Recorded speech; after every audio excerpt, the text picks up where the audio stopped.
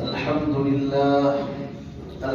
لله نحمده ونستعينه ونستغفره ونؤمن به ونتوكل عليه ونعوذ بالله من شرور أنفسنا ومن سيئات أعمالنا من يهده الله فلا مضل له ومن يضلله فلا هادي له ونشهد أن سيدنا ومرشدنا ومولانا محمدا عبده ورسوله أما بعد فأعوذ بالله من الشيطان الرجيم بسم الله الرحمن الرحيم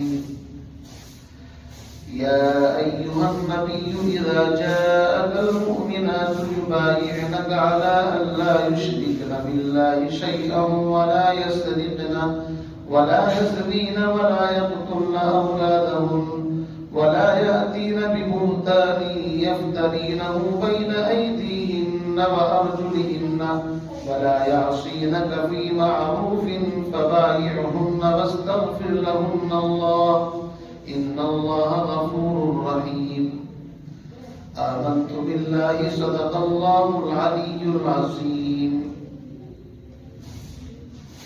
محترم عزیزان ملت اور دینی اسلامی بھائیوں اور عزیز نوجوانوں اور طلبہ عزیز، قرآن پاک کی اس آیت میں پیغمبر علیہ السلام کو خطاب کر کے اللہ ارشاد فرماتے ہیں کہ اے میرے محبوب، جب آپ کے پاس اذا جاءک المؤمنات، جب آپ کے پاس ایمان والے یا ایمان والی بیعت کے لیے آئیں تو آپ ان کو ان چیزوں پر بیعت کر لیں. اس کی تفصیل آیت کے اندر موجود ہے. بیعت کے معنی آتے ہیں باع یبیع، بیچ دینا، فروخت کر دینا. جس طرح بیع کے اندر ایک بائع ہوتا ہے، ایک مشتری ہوتا ہے، ایک بیچنے والا اور ایک خریدنے والا، تو انسان اپنے شیخ، اپنے مرشد کے ہاتھ پر جا کر کے بیعت کرتا ہے، اور اس بیعت کا مطلب یہ ہوتا ہے کہ وہ اپنے اندر ایمان، اخلاق، عقائد، معاملات، معاشرت، ان چیزوں کو درست اور صحیح کرنے کے لیے اپنی جان کا سودا کر لیتا ہے.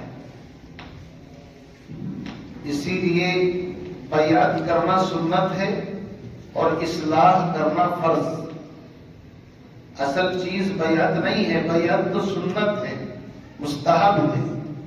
اصل چیز اصلاح ہے کہ اپنے شیخ کے سامنے اپنے آپ کو جا کر کے فنا کر دے، اپنی انا کو فنا کر دے، مٹا دے.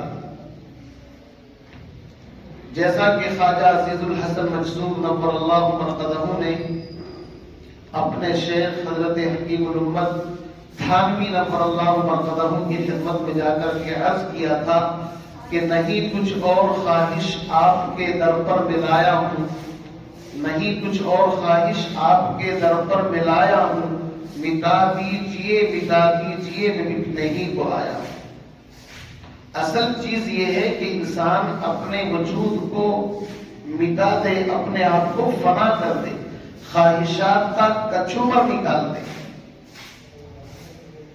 وَأَمَّا مَنْ خَافَ مَقَامَ رَبِّهِ وَنَهَى النَّفْسَ عَنِ الْهَوَىٰ، جس نے اپنی خواہشات پر کنٹرول کر لیا، اپنے نفس کی خواہشات کو کچل ڈالا، تو اللہ فرماتے ہیں فَإِنَّ الْجَنَّةَ هِيَ الْمَأْوَىٰ، جنت اس کا ٹھکانہ ہے. تو بیعت کس طرح کرنی ہے، اس سلسلے میں چند باتیں یاد رکھیے. شیخ اور مرشد اس شخص کو بنائیں جس کا عقیدہ صحیح ہو. شیخ صحیح العقیدہ ہو. دوسری بات، شیخ اور مرشد اس کو بنائیں جو متبع سنت ہو، اس لیے کہ اصل چیز اتباع سنت ہے. پیغمبر علیہ السلام کی سنت کا جو جتنا بڑا عاشق اور شیدائی ہوگا وہ اتنا ہی بڑا شیخ اور مصلح اور مربی ہوگا۔ پیغمبر علیہ السلام کی سنتوں کو سیکھنے کے لیے ہی شیخ کے پاس جایا جاتا ہے۔ اسی لیے کسی نے کہا ہے کہ نبی کی سنتوں کا جو عاشق نہیں ہوتا وہ کچھ بھی کر رہا ہو کچھ اسے حاصل نہیں ہوتا۔ کرشمے لاکھ دکھلائے ولی اس کو کہے دنیا، گروہ اولیاء میں وہ کبھی شامل نہیں ہوتا۔ اصل چیز اتباع سنت ہے۔ تو شیخ کیسا بنائے؟ جس کا عقیدہ صحیح ہو، نمبر 1۔ نمبر 2، متبع سنت ہو۔ اور نمبر 3، شیخ اس کو بنائے کہ جس نے باضابطہ کسی کو اپنا مصلح اور شیخ بنا کر کے اس کے زیر تربیت رہ کر کے اپنی اصلاح خود بھی کرائے۔ اور نمبر 4، شیخ اس کو بنائے کہ جس سے انسان کو انسیت ہو، تعلق ہو، اس لیے کہ آپ دیکھتے ہیں جب بیمار ہو جاتا ہے تو خون کس کا چڑھواتے ہیں؟ جس کا بلڈ گروپ میچ کرتا ہے۔ تو شیخ اس کو بنائے جس سے اپنا بلڈ گروپ ملتا۔ جذبات میں آ کر کے کہ ان کی بڑی شہرت ہے اور یہ بڑے پیر ہیں، بڑے شیخ ہیں، بیعت کر لی، لیکن بلڈ گروپ ملتا نہیں ہے تو اصلاح نہیں ہوگی۔ اور نمبر 5، شیخ اس کو بنائے کہ جس سے رابطہ آرام کے ساتھ ہو سکتا ہو، اس کے سامنے ہم اپنی باتیں رکھ کر کے اپنی اصلاح کرا سکتے ہیں۔ اور جب بیعت ہو جائے تو پھر یاد رکھیں، شیخ کے ہیں 4 حق، رکھ ان کو یاد۔ شیخ کے کتنے حق ہیں؟ 4۔ شیخ کے ہیں 4 حق، رکھ ان کو یاد۔ اتباع، اطلاع، اعتقاد و انقیاد۔ شیخ کا اتباع بھی ہو، شیخ کو اپنے احوال سے مطلع بھی کریں، چاہے خط و کتابت سے، چاہے فون پر، چاہے جا کر۔ اور پھر جو شیخ تجویز کر دے دوائی، اس دوائی کو استعمال بھی کریں۔ جیسے طبیب ڈاکٹر ہوتا ہے نا، ڈاکٹر کے پاس مریض جاتا ہے تو مریض کا کام ہوتا ہے وہ اپنی ساری باتیں ان کے سامنے رکھ دے، اور ڈاکٹر کا کام ہوتا ہے وہ مرض کی تشخیص کر کے علاج تجویز کرے اور بتائے یہ دوائی اس وقت کھانی ہے، اتنے دن کھانی ہے۔ یہی کام ہوتا ہے خانقاہوں کے اندر کہ اللہ والوں کے پاس جا کر کے ان کی چوٹیوں میں بیٹھ جائیں اور اپنی اصلاح کرا دیں۔ جگر مراد آبادی کے بارے میں آپ نے سنا ہوگا، داڑھی بھی رکھتے تھے، سبا چٹ تھے اور بہت پیتے تھے شراب بھی۔ خواجہ عزیز الحسن مجذوب کو دیکھا، ماشاءاللہ ڈپٹی کلکٹر ہیں اور BA پاس ہیں علی گڑھ مسلم یونیورسٹی سے اور بہترین وضاحت ہے، تو پوچھا حضرت آپ کی ٹرم کیسے مس ہو گئی؟ آپ تو مسٹر ہے نا، آپ ملا کیسے بن گئے؟ کہا کہ میں حضرت حکیم الامت تھانوی نور اللہ مرقدہ کی خدمت میں رہا، آپ بھی آئیے۔ کہا کہ میں تو شراب پیتا ہوں۔ کہا کہ ہم اجازت دے دیں گے۔ حضرت تھانوی سے اجازت لی گئی۔ آپ نے فرمایا کہ میں خانقاہ میں تو اجازت نہیں دے سکتا، اس لیے کہ وہاں اور لوگ بھی رہتے ہیں، الگ سے ایک کمرہ ان کو دے دوں گا، وہاں پر رہیں۔ 2-3 دن حضرت حکیم الامت تھانوی رحمۃ اللہ علیہ کی خدمت میں رہے تو اللہ نے ان کی کایا بدل دی۔ یاد رکھیے، اللہ والوں کی صحبت کا اثر ہوتا ہے۔ جمال ہم نشی در من اثر کر، ولیکن من ہما خاکم کے بودم۔ سمجھے نہیں؟ بگفتہ من گلے ناچیز بودم، ولیکن مدت باکل نششتم۔ آپ نے دیکھا ہوگا گلاب کے جہاں پھول گر جاتے ہیں، اس مٹی کو اگر آپ اٹھائیں گے تو اس میں خوشبو آتی ہے۔ تو کسی نے پوچھا تو مٹی ہے، تیرے اندر خوشبو کہاں سے پیدا ہو گئی؟ کہا میں کچھ دن پھولوں کی صحبت میں رہی ہوں، اس لیے میرے اندر یہ خوشبو پیدا ہو گئی۔ تو اللہ والوں کی صحبت میں رہنے کی وجہ سے ان کے اثرات منتقل ہوتے ہیں۔ اس لیے जिगर मुरादाबादी 3 दिन वहां पर रहे, दिल की हालत बदल गई। हजरत से कहा, हजरत मेरे लिए दुआ कर दे, अल्लाह मुझे गुनाहों से तौबा की तौफीक दे दे, और दूसरी ये कि मैं हज कर लूं, और तीसरा ये कि मेरा खात्मा ईमान पर हो जाए। फिर अल्लाह ने वो कैफियत बदली जिगर साहब की कि दाढ़ी चेहरे के ऊपर आ गई, तांगे में बैठे हुए जा रहे हैं और शेर कह रहे हैं, चलो देख आए तमाशा जिगर का, सुना है वो काफिर मुसलमान हुआ है। तो पहली जिंदगी कुछ और थी, अब की जिंदगी कुछ और। लिहाजा अल्लाह वालों की सोहबत में जाया करो, बैठा करो। सोहबत से बहुत कुछ बदलता है। एक अंडा अगर मुर्गी के परों के अंदर 21 दिन रह ले तो उसकी कैफियत बदल जाती है। अंडा कहता है कि नहीं, मैं शेख को मुरब्बी को नहीं मानता, तो शेख कहता है कोई आएगा उबालेगा खा जाएगा, लेकिन 21 दिन रह करके तो देख ले।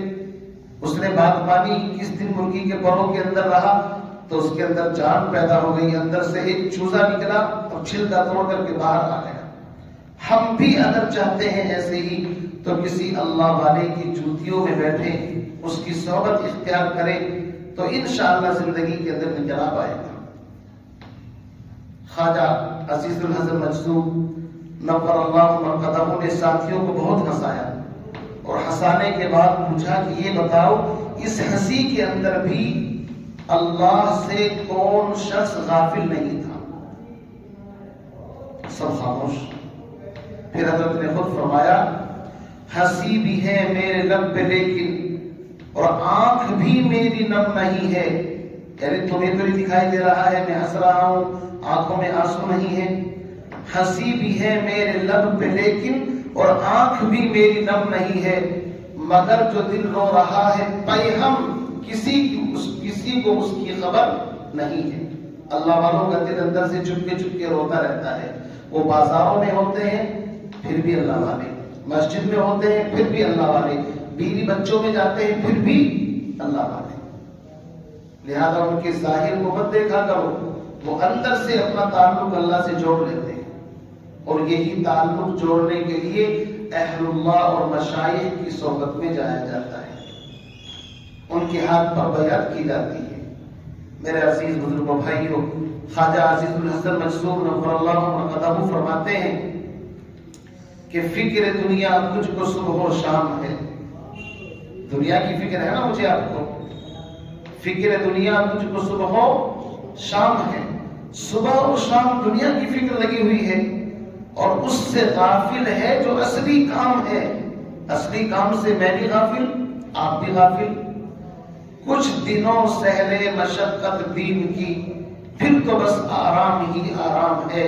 थोड़ी दिन के मुजाहदा है कुरान की तिलावत, रोजे, अपने नफ्सानी ख्वाहिशात को पामाल करना।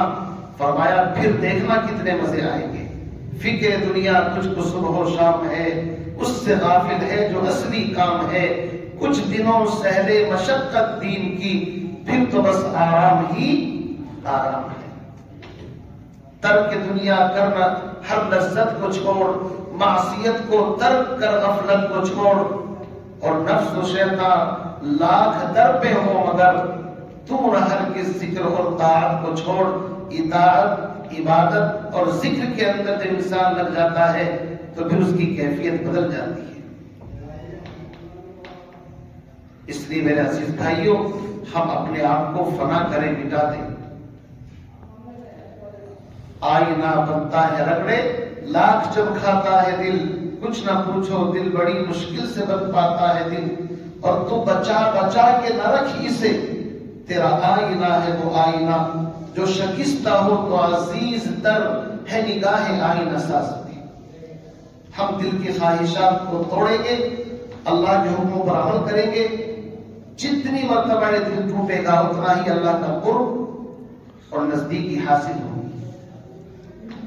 इसलिए चुस्ती के साथ, फुर्ती के साथ अपनी आखिरत को बनाना है। बनाएंगे नहीं इंशाअल्लाह, आखिरत को बनाना है। ऐ कि तू दुनिया में इतना चुस्त है, दीन में आखिर क्यों इतना सुस्त है? दीन में सुस्त, فجر کی نماز پڑھنا مشکل، صبح سویرا مدرسے میں آنا مشکل، اور دین کے بارے میں کتنے ہوشیار، کھانا بھی چاہیے، پینا بھی، چائے بھی، پراٹھے بھی، انڈے بھی اور بکرے بھی، مرغی بھی، ساری چیزیں چاہیے، دین کے لیے کتنی محنت۔ تو کہا ہے کہ تو دنیا میں اتنا چست ہے، دین میں آخر کیوں اتنا سست ہے؟ دین میں سست نہیں ہونا ہے، ہمیں ساری خواہشات اتار کر کے پھینکنی ہے اور اللہ کا قرب اور نزدیکی حاصل کرنی ہے۔ تو عزیز طلبہ، قرآن پاک کو پڑھیں، اس سے بڑا کوئی ذکر نہیں ہے قرآن پاک سے، سب سے بڑا ذکر تو یہی ہے، ہر حرف پر دسنے کی، قرآن کو اپنے سینے کے اندر بسا دو۔ جس کے سینے میں رب کا قرآن ہو، خدا کی قسم پوری کائنات اس کے قدموں کے سامنے جھکنے کے لیے تیار ہے، اس لیے کہ اس کا تعلق براہ راست خالق کے ساتھ ہے۔ اپنے وقت کی قدر کریں، ایک ایک سیکنڈ، ایک ایک لمحہ بڑا قیمتی ہے، امتحان بھی آپ کے قریب ہیں، سر پر ہیں، اور رمضان کی آمد بھی ہے، اسی لیے قرآن پاک کو اپنے سینے کے اندر بسا لیں، راتوں کو محنت کریں، صبح سویرا اٹھیں، نمازوں کی پابندی کریں اور اپنے بڑوں کی عزت کریں، چھوٹوں پر شفقت کریں، اپنے اساتذہ، اپنے گھر والے بڑوں کا احترام کریں، راستے میں جو ملے اس کو سلام کریں، اور ساری چیزوں کا انشاءاللہ جب خیال کریں گے تو پھر ہم اس طرح بن کر کے نکلیں گے جیسے حضرت جنید بغدادی، حضرت شبلی اور حضرت بایزید بستامی، اور ماضی قریب میں حضرت حکیم الامت تھانوی، شیخ الہند مولانا محمود حسن دیوبندی، یہ تمام کے تمام اپنے اساتذہ کا ادب اور احترام کر کے بنے، تو کریں گے نہیں انشاءاللہ؟ با ادب با نصیب، بے ادب بے نصیب۔ ادب النفس ایھا الاصحاب طرق العشق کلھا آداب، عشق اور معرفت کے تمام راستے آداب سے ہی طے ہوتے ہیں، اور تمہیں تو خوش ہونا چاہیے، اللہ نے مجھے آپ کو علم کے لیے چنا ہے۔ رضینا قسمت الجبار فینا لنا علم وللجہال مال فإن المال يفنى عن قریب وإن العلم باق لا يزال۔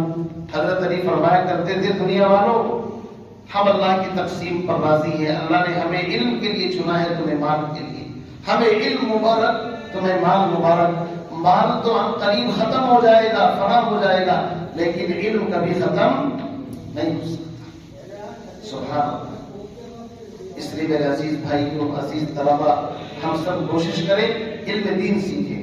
ابھی ہمارے یہاں پر عشاء کے بعد آپ دیکھ رہے ہیں 10-12 بڑے بڑے، کوئی 70 سال کا ہے، کوئی 75 سال کا ہے، کوئی 50 سال کا ہے، وہ بیچارے قاعدہ پڑھ رہے ہیں، قاعدہ نورانی بغدادی ہردوئی والا قاعدہ۔ ان کو فکر ہے کہ ہم قرآن سیکھیں، تو الحمدللہ وہ 40 منٹ دے رہے ہیں، اور انشاءاللہ 1 مہینے میں وہ اللہ کی فضل سے قرآن پاک سیکھ لیں گے اور قواعد کے ساتھ قرآن پاک پڑھنے والے بن جائیں گے۔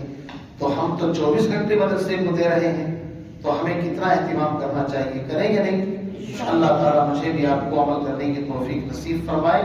وآخر دعوانا ان الحمدللہ رب العالمین۔